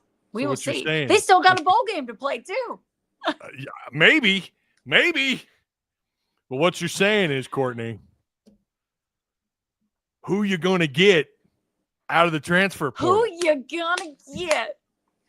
gonna get? Exactly. It applies to all things. Are you guys excited about digging into the transfer portal and see who's the best players around and who we're potentially offering?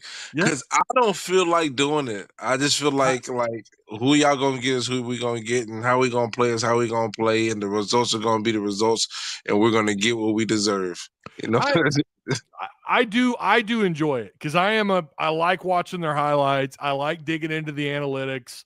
Again, Patreon supporters. I saw Steven was saying that our Tusk Talk Discord is going to have some issues because he had some beef with a mod, but no, our Discord's actually doing really well.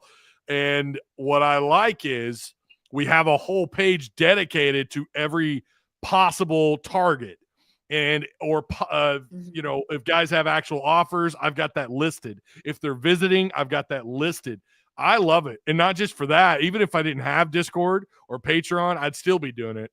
I'm into that stuff. I like watching those highlights. I like reading about these players.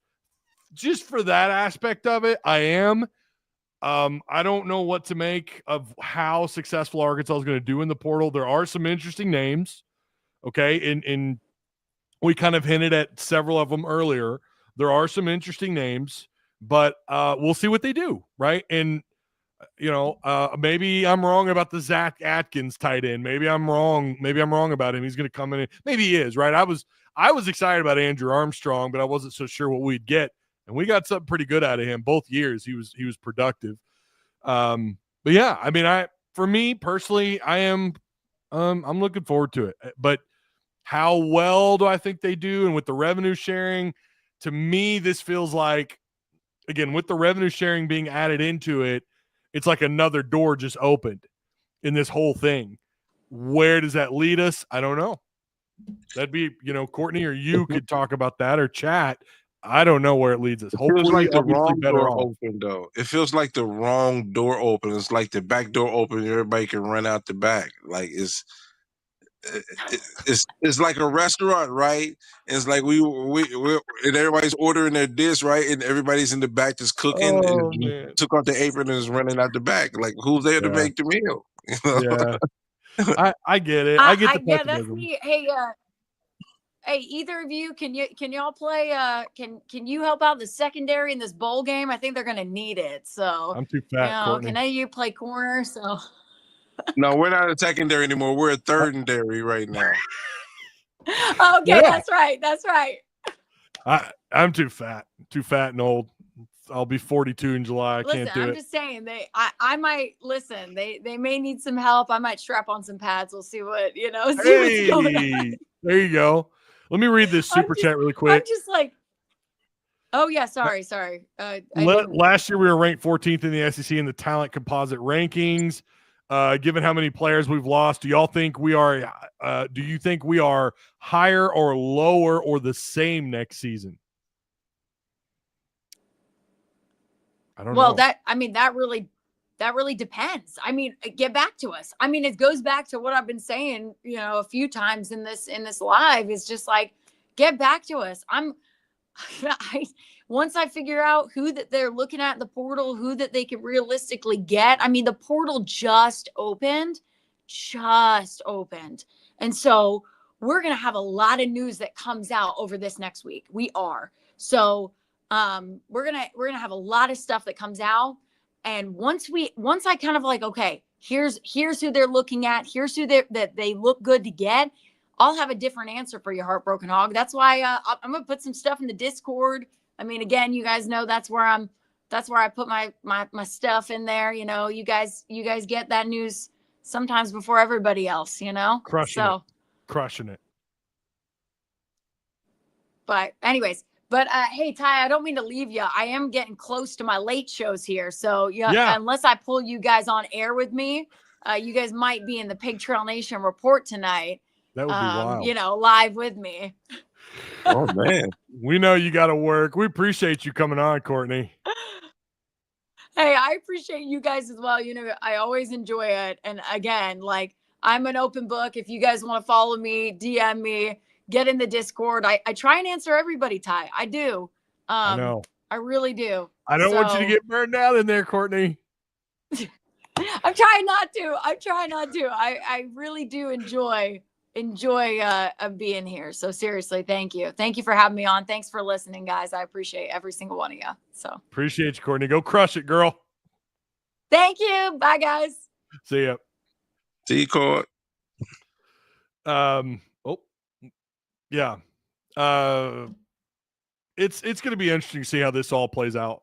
And Arkansas, I don't know. I don't know if it's going to be better or worse than last year in terms of just composite talent, which is something also I keep up with. What's funny is they could be like top 20, top 25 and just in total star power in the country, and that's still not good enough to be in the top half of this league in terms of talent. It's just such an uphill struggle. And that's why I said before, Brim, and I don't know how you feel about this, but I've said before, like, maybe the Wild West is a good thing for schools like Arkansas. You just might have the wrong guy in Sam Pittman as the head coach to help you navigate the NIL, to bring on these players. Maybe he's just too old school. Maybe he would have been a better fit before the portal. I don't know. Of course, he would have been a offensive line coach then as well, but I don't know. And again, you talk about fan excitement given to NIL and all this. Is Pittman the guy for that? I would say no. I mean, not going into the sixth year. If Arizona State and SMU can make a playoff, then Arkansas should be able to make one as well.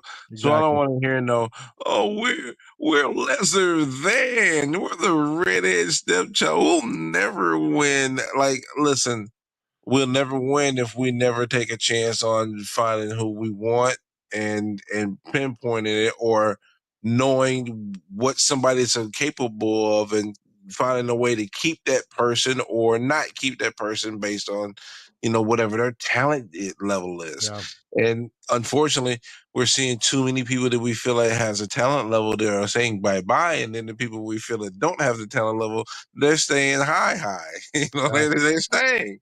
I mean, it is what it is, man. I'm not gonna lose my mind on this, because if it's a 2-9 season, 2-10 season, or 3 whatever season, if it's a bad season, then it is what it is, man. If we do somehow find a way to do good, then that is what it is. I just don't have my hopes up for not too much of anything, because we can't seem to retain anything. You think you're keeping Pittman for continuity, and now you get the complete opposite by the decisions that the players are making. And everybody's saying, I don't agree. I think it's just about the money. I don't think it's just about the money. I think it's about their potential career aspects and making it to the next level. Yeah. They want to know like what, and I think that's why you see these guys that just skip along. They go to one team, they're not where they want to be. They don't feel like they're in the right position. They're not in the right scheme. They move on to the next place. And to be fair, I get it. I understand that, but it also cost them in the development side of things as well. We had someone call in earlier, Brim. I don't know if you caught it, but he brought up something really interesting about a former scout talking about how this is one of the worst in terms of talent, one of the worst draft classes that he had seen. I mean, I don't want to quote him verbatim. I don't want to misquote what this guy said. He called in. It was on Colin Cowherd's show. He said that this is not a good year for the draft in terms of talent, and he blames the portal. There's no continuity, and it's really hard to develop guys when they just move along, like you mentioned. It's not and I also agree. It's not just about the money, but it is a large part of it. But it's about playing time. It's about getting exposure. But hold up, if it's okay, here's the problem about saying this about the money. When you have your coach sitting here saying, "Well, our focus is player retention. We're gonna make sure we take care of keep the guys that we have here." That came out of our coach's mouth. Looked like the player retention capabilities is looking lesser than. So it's like I keep on hearing you talk about accomplishing something and then you not being able to accomplish it. I mean, how many underwhelming moments you gonna have? I'm like, even when you broadcast something out there, you underwhelm when you broadcast what you're gonna do. I mean, yay. Yeah. Seeing an exodus of defensive players leads me to believe T. Will is gone. Yeah, we talked about that earlier, Brett. We mentioned that earlier. I do. It makes me wonder what the hell. I mean, when you've got both the Metcalfs, Braxton, Dylan, who again, Dylan Haas, I don't think was going to see the field a lot, but still, like, you just start counting up these guys that were maybe someone who could help out in the future if they're not already contributing now. So I don't know. It's I'm excited for the portal season, but I don't know what to make of what's going to come of it. I do think, and there's been a lot of kind of there's something underground. There's voices kind of whispering a little bit. From what I understand, they feel like they're going to get some splashes in the portal, but we hear that every year though. And it's about not just some splashes, it's about building a roster that can compete at a high level. We saw Ole Miss speculated to have spent $20 million on that roster. What did that get them? They were good. Don't get me wrong. They spanked Arkansas's ass, sure. But it also goes beyond just being able to facilitate a roster like that. Then you got to have the staff in place. Then you got to have guys that fit the mold, fit the system. All of it matters. I know nothing. That's why I like listening to Ty and Company. Hey, I appreciate you, Kelly. Appreciate the compliment. Thank you. Okay, I missed the T. Will talk. Yeah, we talked about that earlier. Yeah. It sucks because we like the guy. Talking about Sam. Yeah, it does suck because you feel like he's, in a way, it feels like he is a part of this area. He's born and raised right over the border in Oklahoma. Yawns at this point, bro. When it comes to that, man, I'm yawns when it comes to that. Okay, fair enough. I'm that just dude saying, blocked me, and I ain't never personally insulted him a day in my life. My comments has always pertained to football performance. So for me, it's yawn.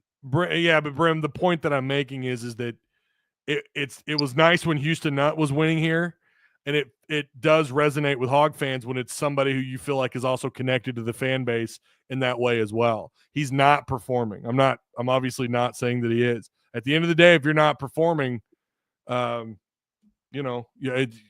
ya. If you're not able to get the results on the field, I understand that.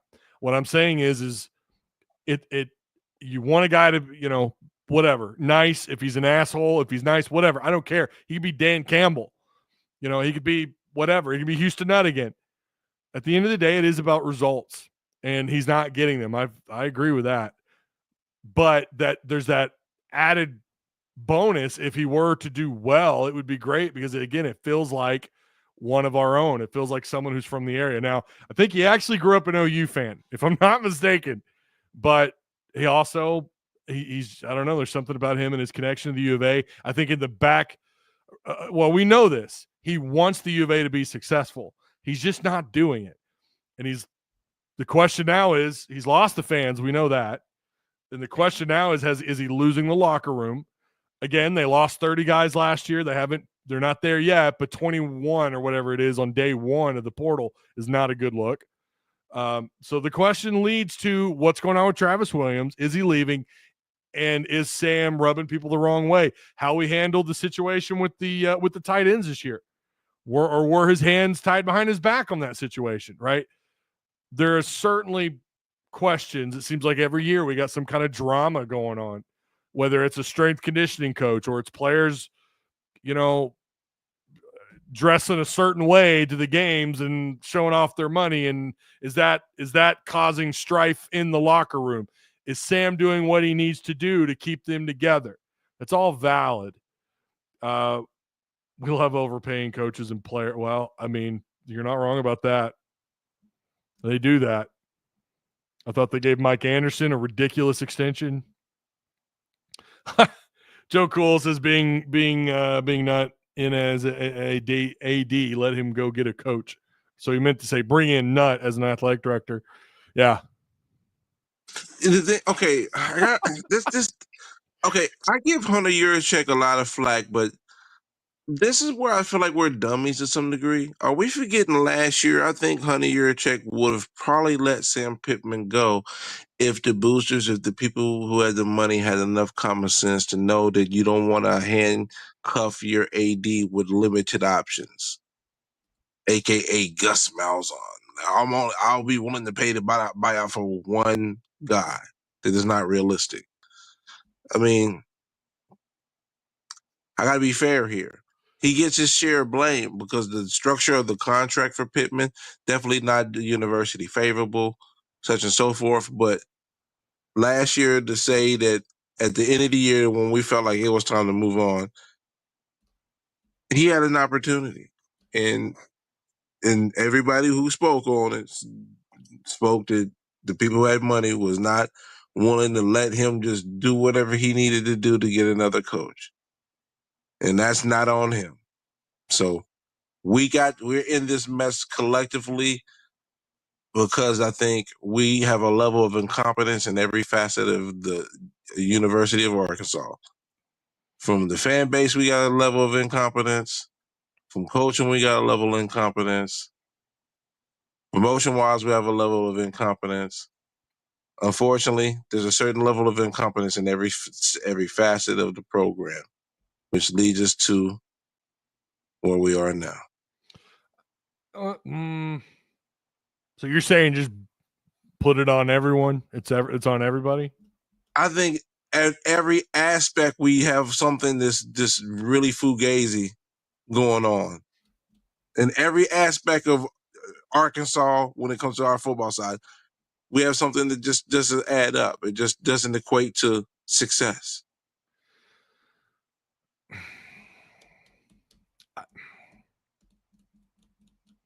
I don't know. I mean, it's a fair question. I have a hard time putting it on fans because fans were showing up to the games, and maybe that's part of the problem. Maybe they shouldn't have been, right? I don't know. I do believe I've always heard, board of trustees, folks down in Little Rock, especially during the whole Chad Morris debacle, right? How that was all handled poorly. They brought in a interim AD. They kind of the belief is they forced her to hire Chad Morris, and it led us down this silly path that we're on now. And to be fair, Pittman did pull us out of that. We shouldn't deny that. The question is, can he, for the love of God, can he maintain the foundation that he built?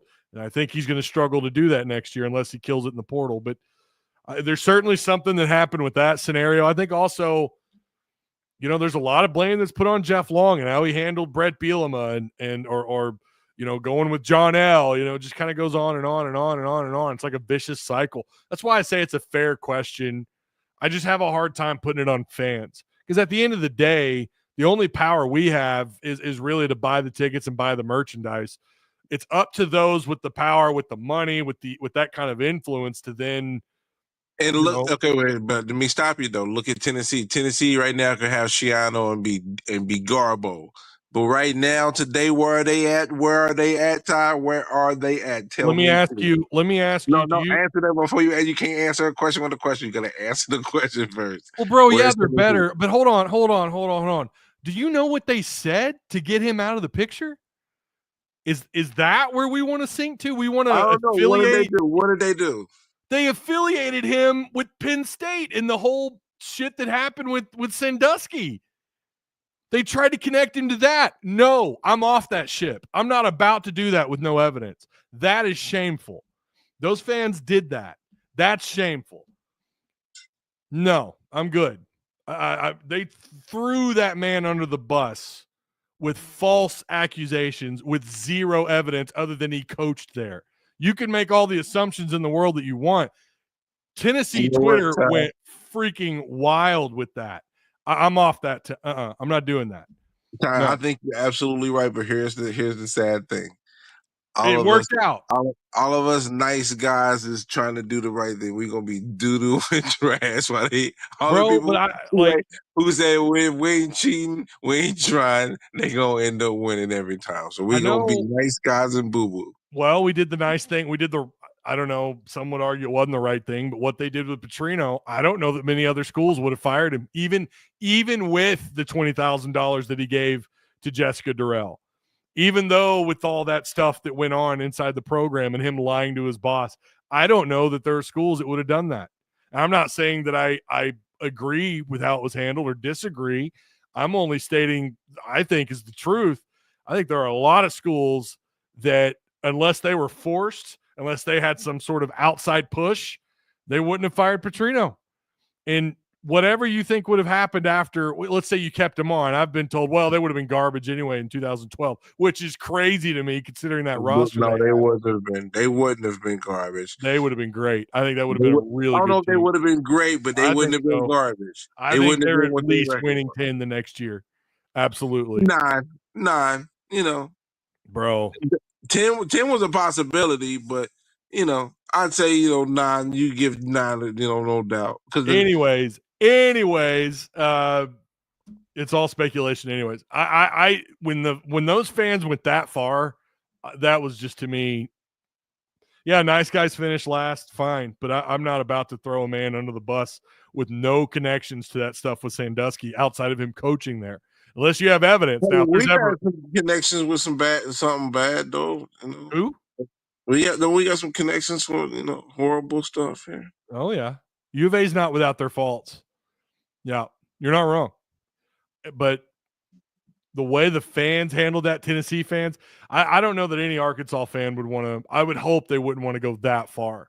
We had someone in Discord bring that up too, and about how fans should do what Tennessee did. And nah, hard pass. I'm over that. I ain't doing that. It's a few guys I know that probably would. yeah, me too, for sure. There's always there's a couple on Twitter I can think of. Oh yeah, they're in every. There's one in every fan base, but it shows you how much credibility they have when they reach that far and they go that far, and it shows you that you don't respect people like that. Jimmy Fly Hookem says should never have been fired. I think he's talking about Petrino. I get why they did, but again, the point I'm making is that it's that whole nice guy thing. And I think there are several schools that would not have fired him. They would have kept him. Bobby better have a battle. Until a quarterback battle. Yeah. Yeah. I think so. I think that's what he's talking about. We'll see when we see what we see. No quarterback battles. Yeah. I do think they're going to go after a quarterback in the portal. If not, probably not to battle Talon. I mean, I don't know if they can get someone of that caliber, but at least someone who's a little bit older and who maybe Petrino trusts to back him up. Who knows, man? They might try to go find a replacement. I don't know. mean, you How know many me. quarterbacks are already officially on the team, though? Don't we got like 5 quarterbacks?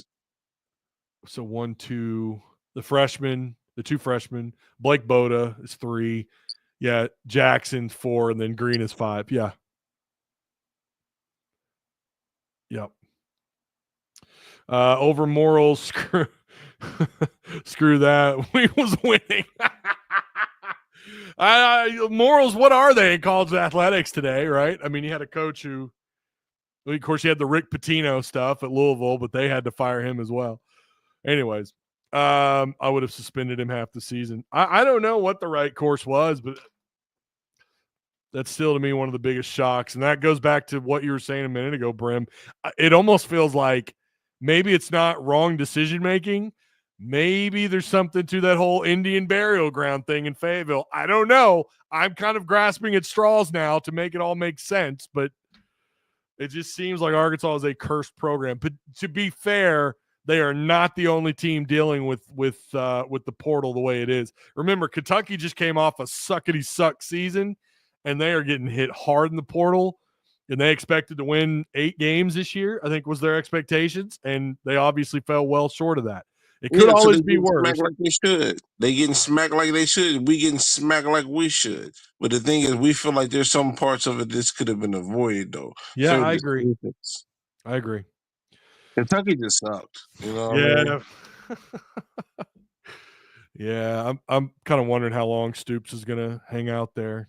Man, he would be going right now if they could afford it. Yeah. Oh, boy.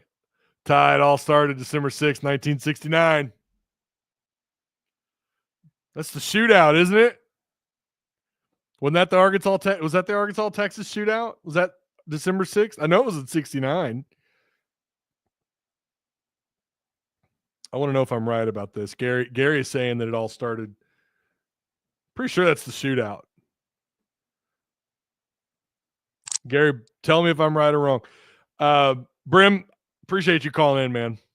Thank you, my brother. I'm about to go to bed. Yeah, go to bed. Go to bed. Off night.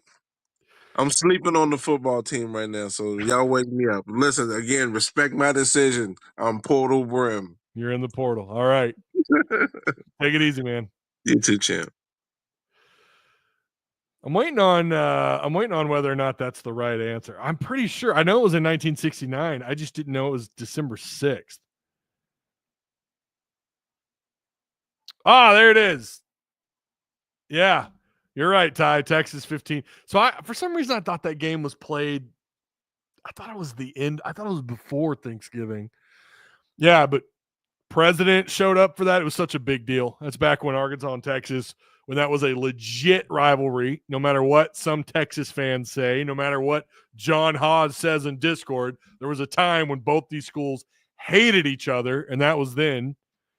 It's not the same anymore. Of course, that probably had something to do with Arkansas leaving the Southwest Conference. I appreciate all you guys. Again, I always say this at the end. Agree to disagree, whether it's what is happening in the portal, whether it's the quarterback situation, whether it's whatever. Everyone's got their opinions, obviously, strong opinions.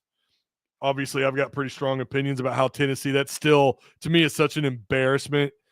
If Arkansas fans are doing that, I'd be right here on this show calling their asses out. That's ridiculous, the way Tennessee handled that.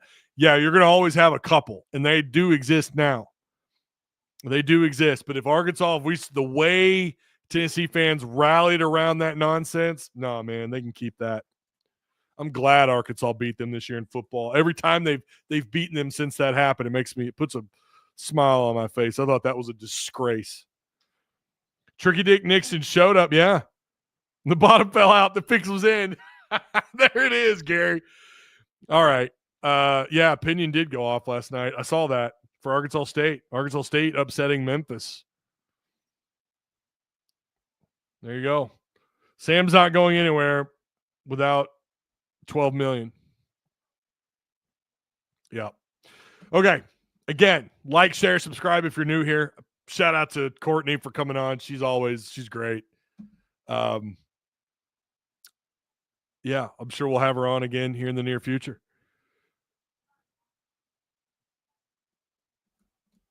Ty going man pun? Do you mean man bun? My hair's getting it's just getting crazy, y'all. I might have to cut it. I don't know. Should I cut my hair?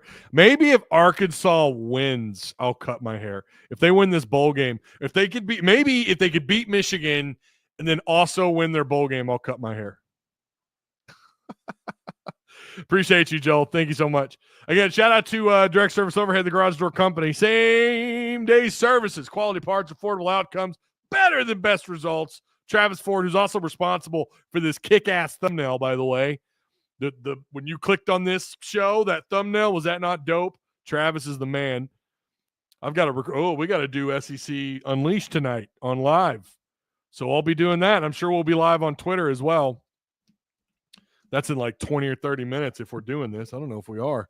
But anyways, check out Direct Service Overhead if your garage door is in need of repair or replacement. 501-244-3667. Go follow SEC Unleashed. We're putting in some hard work over there, man, and it's a lot of fun. We do live shows like this. We interact with the people that come through. We're gonna have a lot to talk about. So yeah, Sorry entered the transfer 20 minutes ago. Oh, you got to be kidding me, dude. Are you serious? No, he did not.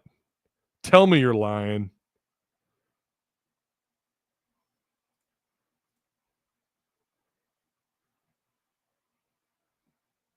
I don't see anything. Oh, I better not be sharing my screen. Oh my God. Stuff that's on Twitter, y'all. It's just crazy.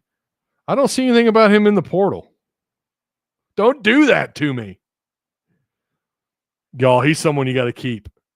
Like, straight up. If he hits the portal, I'm going to really believe something's going on. Xavier Sorry was a huge piece of that defense last year. You can argue about him not getting the postseason accolades or whatever, but he's a big part of what they're doing. I don't see anything. Hold on. Latest. I don't see anything yet. So if you got a link, hit me up. Oh, he's trolling. Son of a. All right. I was going to say, if you got a link, you better tag me in Discord. I will see you guys, on the live show on SEC Unleashed here in about 25 minutes. Again, thank you so much for being here. Shout out to everyone who called in, the super chats. I appreciate every one of you guys. Join Patreon, man. A lot of good intel, a lot of good information. Courtney, some other people have been giving some really good stuff. I chime in every once in a while. I've mostly been keeping up with the targets, the transfer portal targets. I released a free, open to the public Patreon video for why you should consider joining Patreon. I'm going to do a second part of that video here soon, probably if not tonight, maybe tomorrow, and I'll get that published on Patreon. But again, I appreciate each and every one of you guys, and I'll see you on the next one. Oh, we do have the November Patreon scroll. Oh, I think I got it. Yay. All right.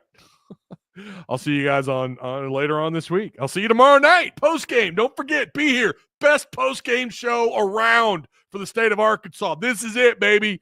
I'll see you then.